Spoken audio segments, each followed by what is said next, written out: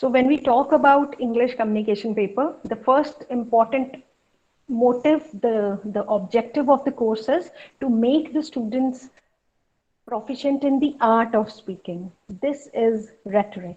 Rhetoric means the art of speaking very efficiently, fluently, along with the writing part. You know, it not only focuses on speaking, but also on the writing part. Because this is important. Rhetoric is something that has always been taught, that has always been learned since ages. There are principles behind it. There are rules of compositions. You must have heard that we have been reading many poets, many writers. There are classical writers. People are following the way they used to write. So all those principles, all those rules, they become the branch of study of rhetoric. So when you talk about rhetoric, there is another adjective with it, that is rhetorical. So rhetorical is the same thing. जैसे this child rightly said, something that is full of figures of speech, जो बहुत अच्छी oration होती है, we call that uh, rhetorical.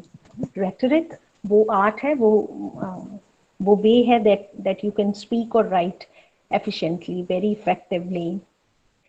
Because this is how the modern world, the ancient world was always focused on the means of communication. You know, the rhetorical or rhetoric is used to persuade कि हमने किसी को मनाना है, convince करना है. So this is one important thing about this syllabus, the objectives. Another thing that is very important is जो संवाद है, जो communication है, one should understand how to uh, complete that process of communication. है ना? How can we do that right from the beginning with the mother tongue that we have? Either we speak Haryanvi, we speak Punjabi, we speak Hindi. Excuse me. We have understood that language is something intrinsic, right? If we start speaking, practicing a language, we get to know about it. This is very clear to all of you. आप लोगों ने कभी हिंदी, हरियाणवी, पंजाबी जो घर से आपने बोलना सीखा, so you are not very concerned about the rules, क्योंकि वो practice से ही इतनी आ गई है. So, but now in English communication, we are going to focus on the grammar part. We are going to focus on the composition part. How a communication process is completed with verbal, non-verbal modes of communication. So this is all we are going to do in this paper. Having said all this, let us now talk about what are we going to learn in this paper. For that, we need to look at the syllabus first.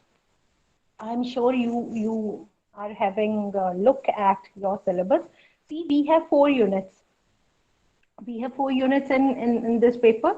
First unit is on listening and speaking skills. Listening and speaking skills can be evaluated in the part of that is what we know as internal assessment. Like in other papers, we have other modes of evaluation, assignments, tests, attendance. In this paper, I am going to evaluate you on the basis of your PowerPoint presentation, on the basis of your oral presentation that you are going to focus on this unit 1. We will be doing this, and at the end of our classes, when I have taught you enough about unit 1, I shall be giving you this topic that you can prepare for your oral presentation. Coming to the second unit, this is going to be the first question of your paper. When you will take the written exam, the first question will be from Unit 2. Unit 2 is about writing skills. So you will be asked a question from report writing.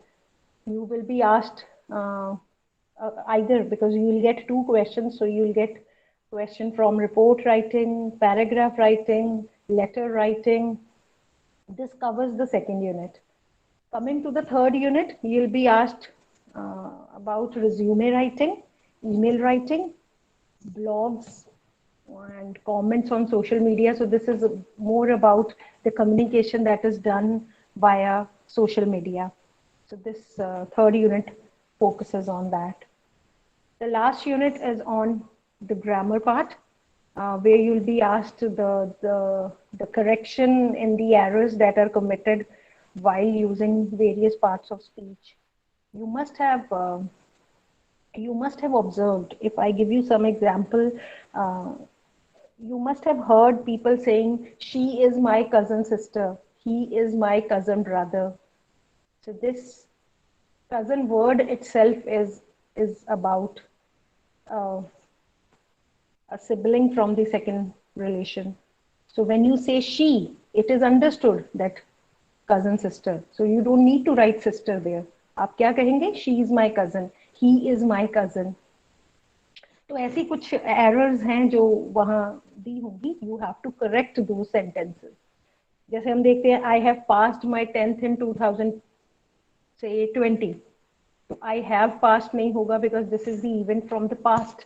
तो ये simple past tense होगा. I passed my 10th और 12th in 2020. So these are some errors that can be asked.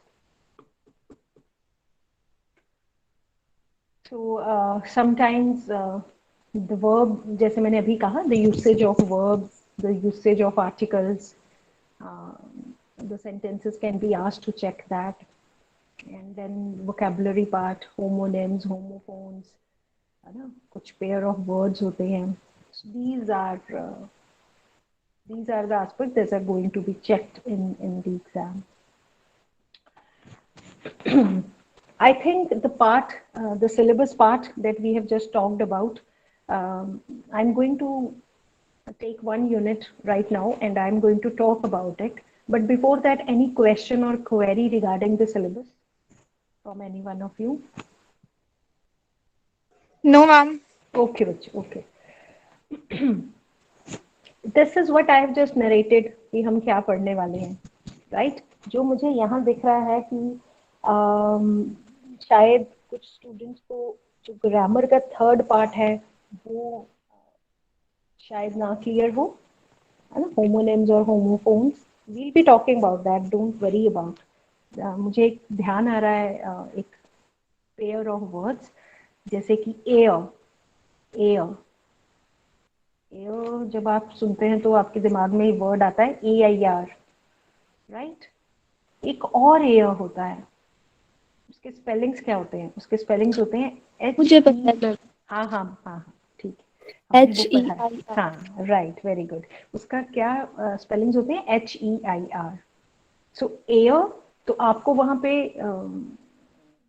As a question आ सकता है कि in suppose दोनों words लिखे हैं and then you are asked कि make sentences of both the words to clear the distinction, to clear the difference between the words. तो बहुत सारे ऐसे वर्ड्स हैं जो बोलने में एक जैसे हैं लेकिन स्पेलिंग्स अलग हैं, है ना. लेकिन कुछ ऐसे वर्ड्स हैं जो लिखने में एक जैसे हैं लेकिन मीनिंग्स अलग हैं. तो ये चीजें हम इस एस्पेक्ट में पढ़ेंगे जो हम यूनिट 4 का लास्ट पार्ट है वोकैबुलरी का, that we are going to do. Today my focus is about telling you some important things from Unit 2. But I'm going to take Unit 1 and Unit 2 simultaneously. We'll be talking about it. One important thing that I expect from my students is daily practice. Remember one thing, I gave you this example right now that you cannot practice any language without, you cannot master any language without practicing it. I gave you example of Haryanvi, Punjabi, Hindi, that have, whatever language that you are speaking at your place, because you are using those different languages in your daily life. This is very important. Every one of you must write every day. Every one of you must read every day. And every one of you must speak every day. Only then you can get that clarity over a language. This is very important because when we talk about, तुम देखो तुम्हारे सामने जो second unit है, देखो उसमें कौन से topics हैं. Report writing है, paragraph writing है, letter writing है. We have been doing these components since school days. है ना, there is no doubt in that. We are going to revise those things. We are going to practice it every day. तो जब मैं ये कह रही हूँ कि तुम लोगों को रोज कुछ लिखना है, तो मेरा मतलब क्या है? Every day you must write one report, you must write one paragraph, you must write one letter. So by the end of 1 or 2 months, you see तुम्हारी कितनी प्रैक्टिस हो जाएगी about this particular composition part. When I evaluate answer sheets, I observe my students generally take English communication very casually. ये कहाँ से दिखता है? The way you write. Remember, the beginning part of your answers tells the kind of practice you have given in the last days. This is very important. जिस बच्चे ने रोज paragraph लिखना है या लिखनी है, उसकी अपने आप जो लैंग्वेज की clarity है ना, that is achieved, because when you write daily you get new ideas. Or paragraph writing is all about ideas. Suppose if I ask all of you, just write on digital education, online education. So I am sure many of you will write in favor of online education. Many of you will not write in favor of online education. But the way you use your sentences, that makes the whole difference. Right right? अब हम अगर इसको इस तरीके से देखें कि ma'am something that is there in the exam, thinking from the exam point of view, कोई क्वेश्चन 5 नंबर का है, कोई क्वेश्चन 10 नंबर का है, और इतना तो हम लिख देंगे. So that approach is itself a faulty thing, because I have always guided my students not to only study thinking about the exam point of view. I have always expected my students to learn English, to practice English, always aiming at the clarity of thought. This makes the difference. This has always makes the difference, that you have the clarity of thought, and it also only comes when you have the practice with you. Okay, having said all this, let us now talk about paragraph writing in detail. I said you write a paragraph, you have the knowledge of grammar, one thing, you have the knowledge of, now when I say you have the knowledge of grammar, मेरा मतलब क्या है? You are clear with the tenses. तुम लोगों को पता है कि अगर पैराग्राफ एक ऐसे टॉपिक पे आता है जो तुम्हारे इंस्टीट्यूट से जुड़ा है, it is related to some general facts, of some concept, of some activity, of some event, episode, तो तुम लोगों को पता है कि जब वो present का है तो we are going to write about the sentences जहाँ पे present tense का use है. Suppose you get a paragraph on an event जो past में हुआ, so you are going to focus on the past tense. और आपको ये छोटी छोटी चीजों का ध्यान रखना है, जैसे आर्टिकल्स का यूज है, ये सब पैराग्राफ राइटिंग के बहुत इंपॉर्टेंट एस्पेक्ट्स है. ये बेसिक चीज है. बेसिक चीज क्या है? Mastery over language, first step. Second important step is collection of ideas. मेरे लिए ये बहुत मायने है. एक स्टूडेंट पैराग्राफ में बहुत मतलब teachers have different opinions. They say that in English you can not be you cannot be someone who can master it. I differ a bit. I say that when a student attempts a paragraph, writes variety of things in one paragraph. Variety से मेरा मतलब क्या है?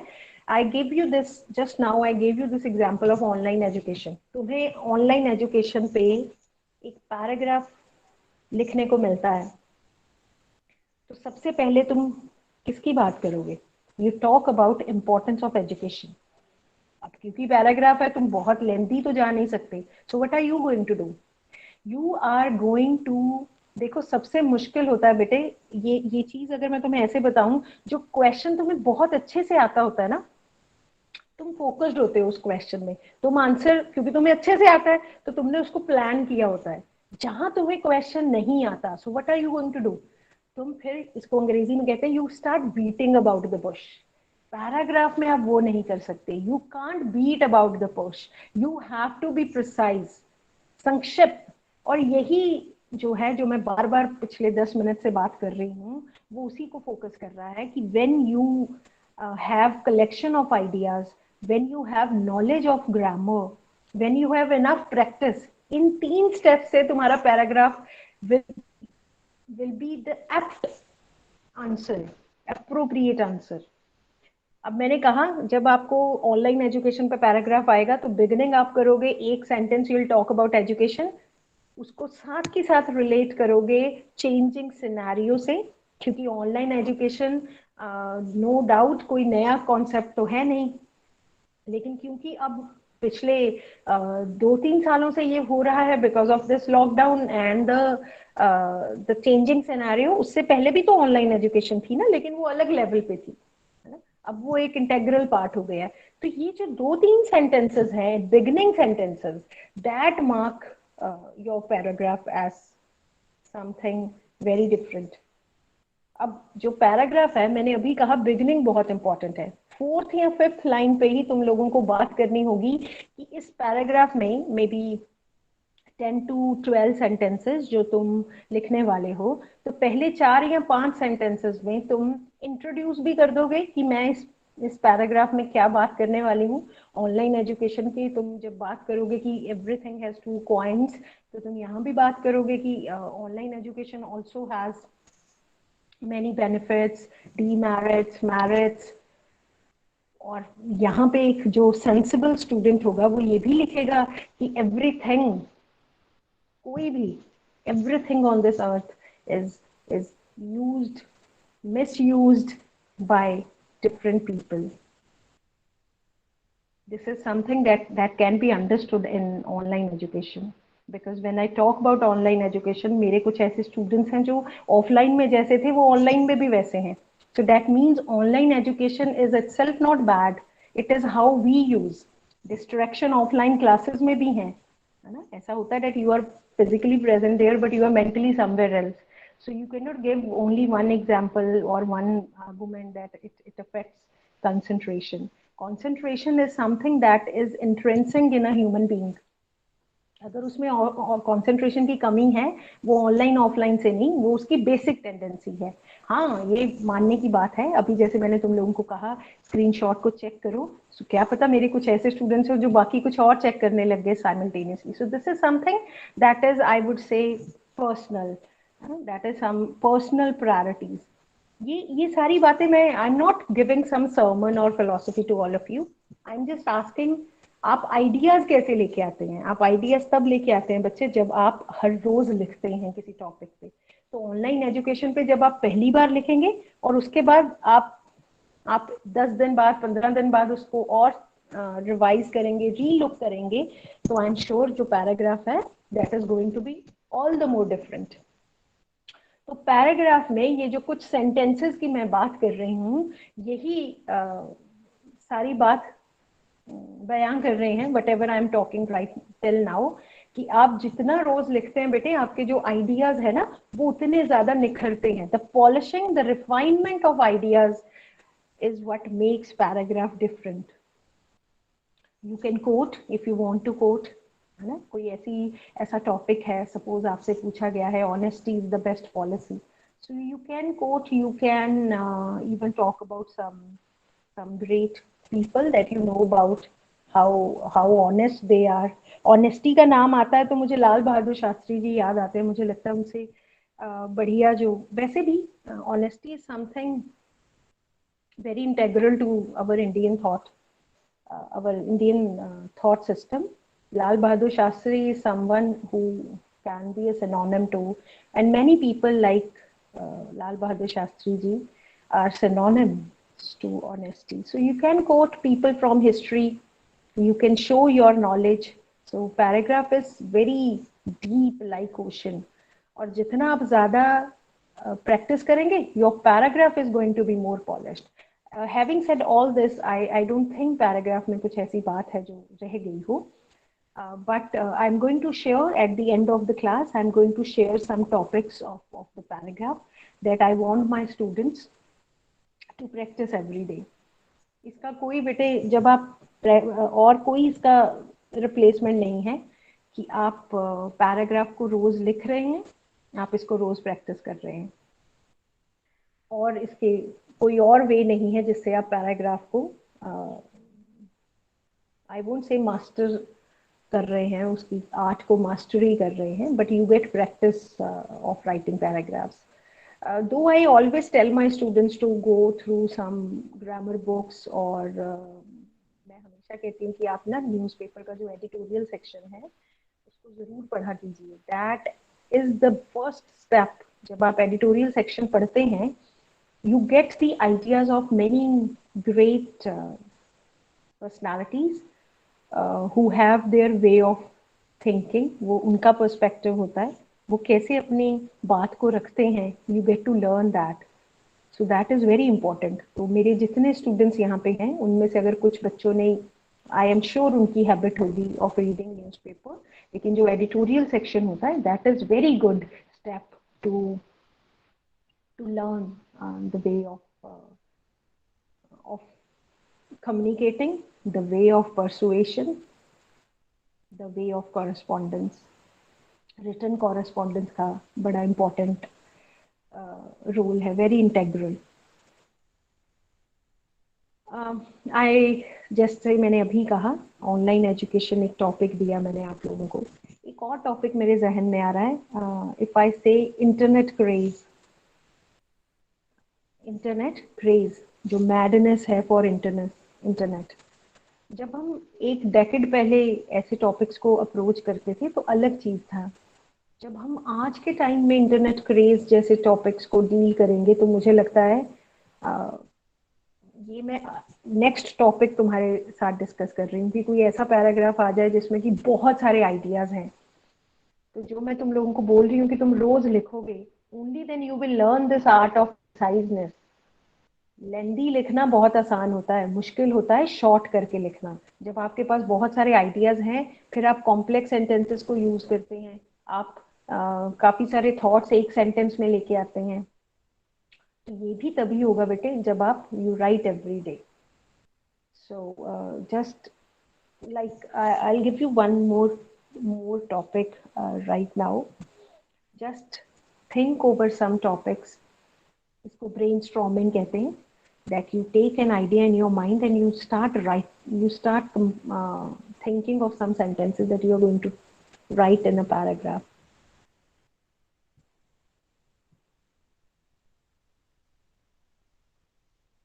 So what online education, the other topic was internet craze. The third topic is fashion among students. Fourth topic is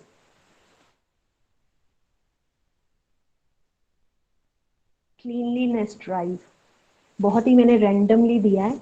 I just want you to think over it. कौन से topic पे आप कुछ बोलना चाहोगे?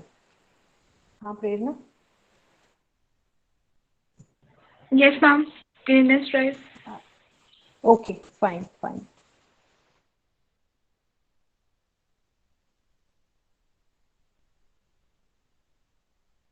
I'm waiting, Prerna. Say some lines on cleanliness.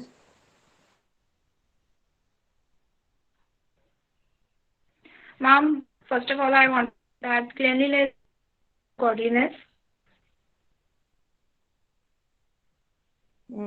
Right. It plays important, or we can say that essential role in our life, because this that affects our health. Also, it also affects our lifestyle, our even behavior also. The environment we live in. Ma'am, can I just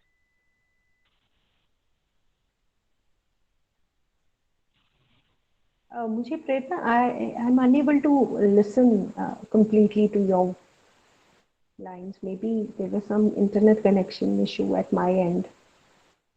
कोई नहीं. This was just a practice. You can write them down and we can discuss it some other day. Right?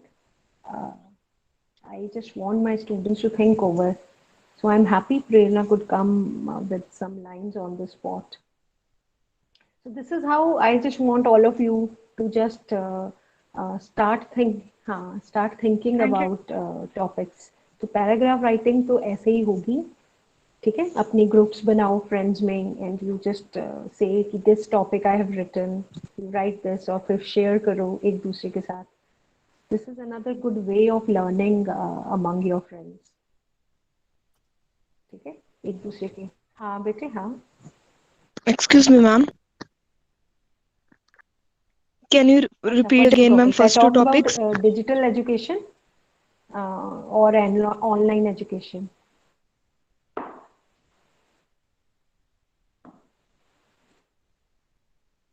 Okay. Then I talked cleanliness. There are many about it because I am. Don't worry, I'm going to share this all in our group. I'm going to give you at least 5 topics. हाँ, don't worry. I just Okay, ma'am. want. अभी तो मैं ये चाह रही थी कि Okay, कितने ma'am. students हैं जो willing हैं कि इसको हम अभी we should think और write. जो मैं brainstorming की बात कर रही थी ना, उसी को मैं समझाने की कोशिश कर रही थी कि brainstorming ऐसे नहीं होती. It only comes with practice. Only with practice you are able to have that collection of ideas in your mind. ठीक है. अच्छा बच्चों, अभी हम क्योंकि फोकस. हाँ बेटा Ma'am, हाँ.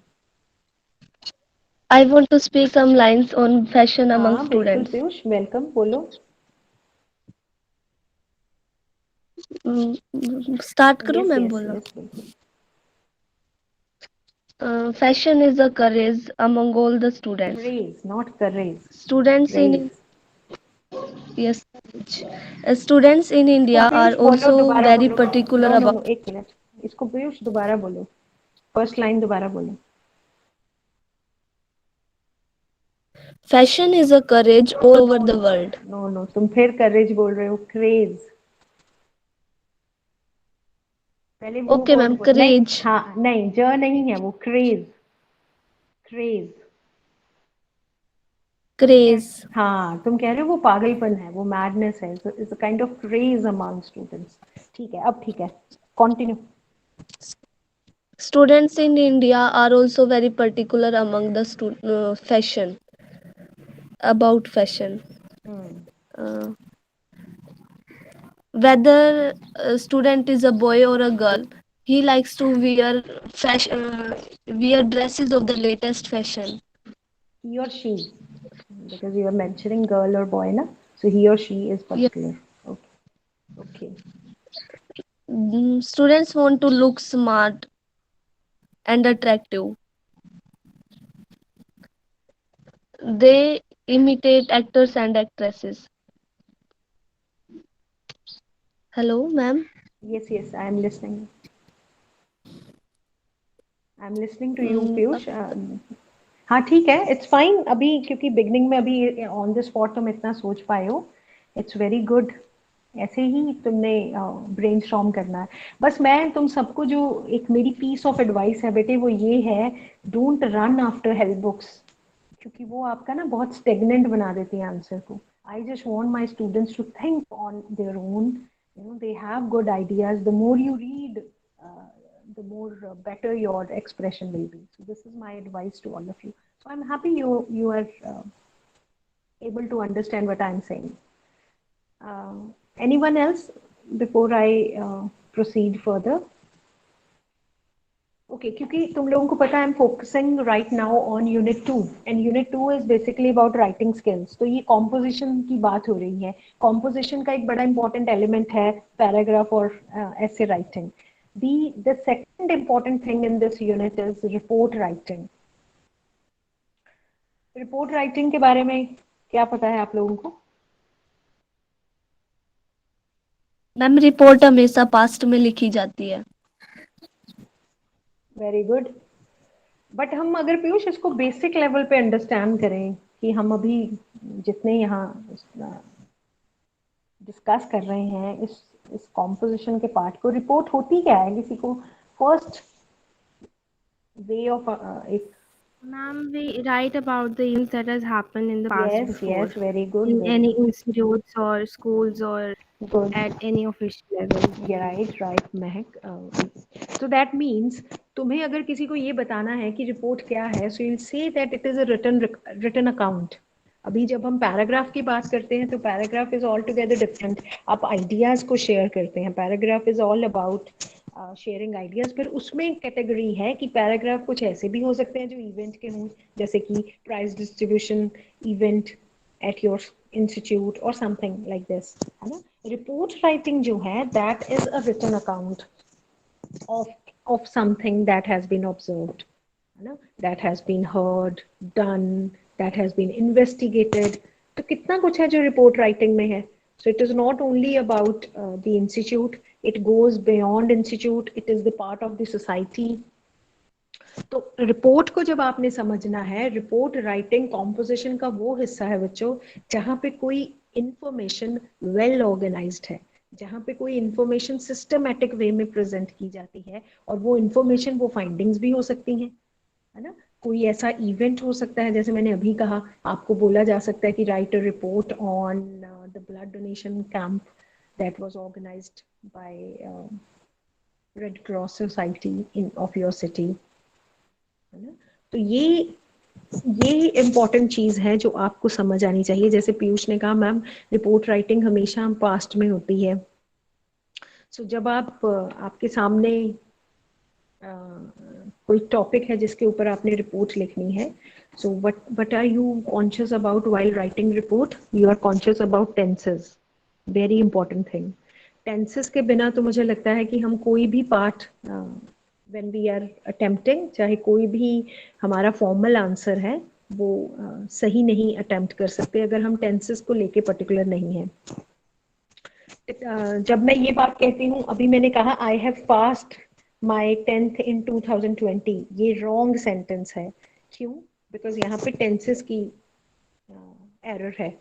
आपको पता होना चाहिए कि जो रिमोट पास्ट है, जब पास्ट जो घटना हो चुकी है, आप उसके लिए क्या यूज करते हैं? Simple past tense. जो पास्ट परफेक्ट टेंस है वो भी यूज होता है पास्ट में, लेकिन वो कब यूज करते हैं हम? सपोज दो इवेंट्स हमने नरेट करनी है ना. बहुत बार हम कहते हैं ना, जब तक तुमने मुझे फोन किया मैं उसे मेल कर चुकी थी, जब तुमने ये कहा उससे पहले मैं ये कर. So we have 2 events in the past. जो पहले घटना हो जाती है उसके लिए हम पास्ट परफेक्ट यूज करते हैं. I had already sent the mail before you called me. We have enough examples of these of such sentences. लेकिन जो पास्ट, जब आप रिपोर्ट की बात करते हैं तो आप पास्ट में ही लिखेंगे ना, ऐसा ऐसा ऑर्गेनाइज किया, ये था, वहाँ ये लोग प्रेजेंट थे. सो रिपोर्ट राइटिंग जो है, अगर जैसे मैंने पैराग्राफ में जो बातें कही सेम अप्लाइज, वो प्रैक्टिस की बात जो मैं कह रही हूँ, वो जो आइडियाज हैं, क्योंकि रिपोर्ट राइटिंग जब आप लिखते हैं तो आपको समझ होनी चाहिए कि आप कौन कौन सा उसमें एस्पेक्ट कवर करेंगे जो इवेंट आपको बोला गया है कवर करने के लिए. सपोज कोई फायर एक्सीडेंट हुआ है, सपोज कोई ब्लड डोनेशन कैंप है ना. तो दैट मीन्स, अच्छा फिर रिपोर्ट राइटिंग में अभी मैंने पैराग्राफ में आपको बताया कि आप बिगिनिंग जब लिखेंगे तो पहला सेंटेंस इंट्रोडक्शन का होना चाहिए, दैट इंट्रोड्यूसेस द टॉपिक. लेकिन जब आप रिपोर्ट राइटिंग लिखेंगे तब आप कोई इंट्रोडक्शन का लाइन नहीं लगाएंगे. एक रिपोर्ट आपको फायर एक्सीडेंट पे आई है तो आप सीधा बिगिन करेंगे फैक्ट पे, क्योंकि report writing is about factual description. Facts आपने बयां करने हैं, तो आप सीधा बताएंगे a fire broke out in that and that place, you know, कोई बिल्डिंग है या कोई कैसी है, उस तरीके से कौन कौन लोग हर्ट हुए.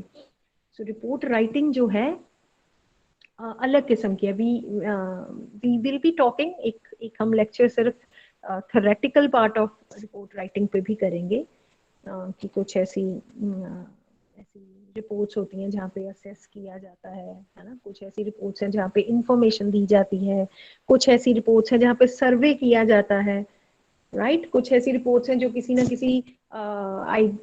किसी इवेंट या किसी इंस्टीट्यूट ऑर्गेनाइजेशन में प्रपोजल रिपोर्ट्स के तौर पे आती हैं. सो थ्योरेटिकल पार्ट भी हम करेंगे, एक लेक्चर डेफिनेटली उस चीज पे करेंगे, और प्रैक्टिकल पार्ट भी, क्योंकि हमें आ सकता है कि write a report on this and that event. तो ये तो बात हम सबको क्लियर है कि हम जब रिपोर्ट लिखेंगे तो रिपोर्ट हमारी पास्ट टेंस में होगी। और मैंने जैसे कहा कि जो पास्ट परफेक्ट और सिंपल पास्ट का कंफ्यूजन है वो भी आप विद प्रैक्टिस ओवरकम कर सकते हैं। जब आप एक चीज मैंने जब पैराग्राफ को डिस्कस किया तब मैंने आपको कहा कि लेंदी लिखना इजी है, शॉर्ट प्रिसाइज होना सबसे मुश्किल है। जब आप रिपोर्ट लिखते हैं बच्चों वो और भी ज्यादा बिल्कुल एप्ट जो है एक्सपेक्टेशंस हो जाती हैं इवैल्यूएटर की आपसे कि ऐसी शॉर्ट डिस्क्रिप्शन आपने देनी है जो क्रिस्प भी है, एप्ट भी है ना। रिटर्न एक फॉर्म ऑफ इंफॉर्मेशन है जो आपसे एक्सपेक्ट की जाती है कि आप उसको वहां पे लिख दें। ये थ्योरेटिकल बात तभी आप लिख पाएंगे अगर आपने सपोज आप आज ही या कल ये रिपोर्ट एक लिख कर देखते हैं। फिर आपको पता चलेगा कि मैम ने कहा था कि हमने बिगिनिंग जो है वो बिल्कुल रिपोर्ट राइटिंग में कोई इंट्रोडक्टरी लाइन नहीं लगाएंगे हम, है ना। तो अगर आप ये बातें याद रखते हैं कि कोई भी एक इवेंट घटना है और आपने उसके बारे में एक ब्रीफ सा अकाउंट दे देना है, राइट। आपने बता देना कि क्या उसका कोई असर हुआ, उसका इम्पैक्ट क्या था उस इवेंट का, है ना, या उस इवेंट से कितने लोग अफेक्टेड हुए अगर वो नेगेटिव है, और if it is a positive thing, है ना। और क्या इंपॉर्टेंट चीजें हैं जो आप रिपोर्ट के टाइम पे आपसे एक्सपेक्ट की जाती हैं। सबसे इंपॉर्टेंट चीज है बच्चे, क्योंकि जब वो फैक्ट्स हैं, है ना, हमने कहा कि वो तो फैक्चुअल इंफॉर्मेशन है, तो सबसे इंपॉर्टेंट क्या है उस टाइम पे, कौन सी प्लेस, कौन सी डेट, कौन सा टाइम, और कौन सी अदर रेलेवेंट इंफॉर्मेशन है अबाउट द इवेंट। कुछ तो बनाओगे ना आप। अगर आप रेड क्रॉस की बात कर रहे हैं तो आप वहां पे मेंशन करोगे, रेड क्रॉस सिटी का नाम मेंशन करोगे, चाहे वो सब इमेजिन्ड हो, लेकिन आप वहां पे मेंशन तो करोगे ना, फैक्चुअल इंफॉर्मेशन है। और this sometimes it is very important to give the title of the report. वो आई वुड से कि उसको एक इंटेग्रल पार्ट बनाओ, टाइटल दो अपनी रिपोर्ट का। अगर आपसे पेपर में पूछा जाता है फायर एक्सीडेंट पे रिपोर्ट लिखो, तो वहां लिखो फायर एक्सीडेंट, है ना। जैसे अब आपने कहा मैम रिपोर्ट तो हमेशा पास्ट टेंस में होती है, तो कुछ ऐसी एक्सप्रेशंस होते हैं जहाँ पे पैसिव सेंटेंस का प्रयोग किया जाता है। तुम लोगों ने नोटिस किया है बच्चों की जब एक्टिव और पैसिव सेंटेंसेस हैं वो मायने में, मीनिंग में कितना डिफरेंस क्रिएट करते हैं। आप इसको ऐसे समझिए कि जब आप न्यूज़पेपर में या आप बिजनेस फील्ड में आप देखते हैं कि पैसिव स्ट्रक्चर कितना ज़्यादा यूज होता है मीडिया में। जैसे कि मैं एक एग्जांपल देती हूँ कि जैसे आप कहते हो 20% इस प्रोडक्ट का हम दो ढंग से मैं बता रही हूँ, हम एक्सपोर्ट करते हैं, ये प्रोडक्ट एक्सपोर्ट किया जाता है। जब हम ये कहते हैं कि ये प्रोडक्ट हम एक्सपोर्ट करते हैं तो हम एक्टिव सेंटेंस यूज कर रहे हैं, मतलब हमारा फोकस किस पे है, कौन डूअर है। फाइन। जब हम पैसिव सेंटेंस यूज करते हैं, हम कहते हैं 10% of wheat production is exported, तो हम यहाँ पे क्या फोकस कर रहे हैं, ऑब्जेक्ट। हम फोकस कर रहे हैं क्या एक्सपोर्ट किया जाता है। तो जब बच्चों आपको ये बारीकियां समझ आ जाती हैं तो आपको पता है कि मैंने इस सेंटेंस में पैसिव स्ट्रक्चर यूज करूंगा या करूंगी तो वो अफेक्ट ज्यादा करेगा आंसर में, है ना। तो रिपोर्ट राइटिंग जब आप लिखते हैं आपको पता है आपने एक डिस्क्रिप्टिव इंफॉर्मेशन देनी है, जो कि देखो ध्यान रखो मैं डिस्क्रिप्टिव शब्द भी बोल रही हूँ और मैं ये भी बोल रही हूँ कि आपने एक कोई बहुत ज्यादा इंट्रोडक्शन नहीं लिखनी है। डिस्क्रिप्टिव से मेरा मतलब है जो टॉपिक आपसे पूछा गया है उसको आपने अच्छे से डिस्क्राइब करना है, ठीक है। तो आप टाइटल लिखिए, सबसे पहले आप लिखिए कि प्लेस क्या है, होता है ना, डेट लिख लेते हैं हम, एक नेम भी बनाते हैं कि एज अ रिपोर्टर हम उस रिपोर्ट को लिख रहे हैं।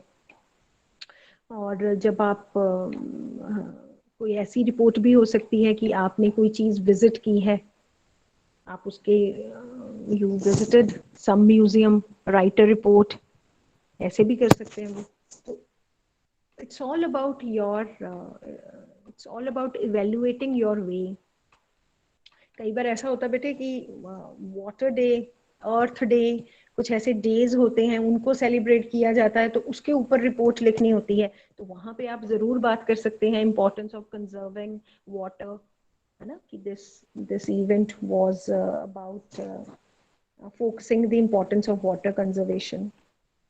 So I think this is enough for today's class, क्योंकि हमने 2 टॉपिक्स तो डिटेल में डिस्कस किए ही हैं, पैराग्राफ राइटिंग और report writing, and I just expect my students कि वो इस पे प्रैक्टिस करेंगे. Sure, ma'am. And one thing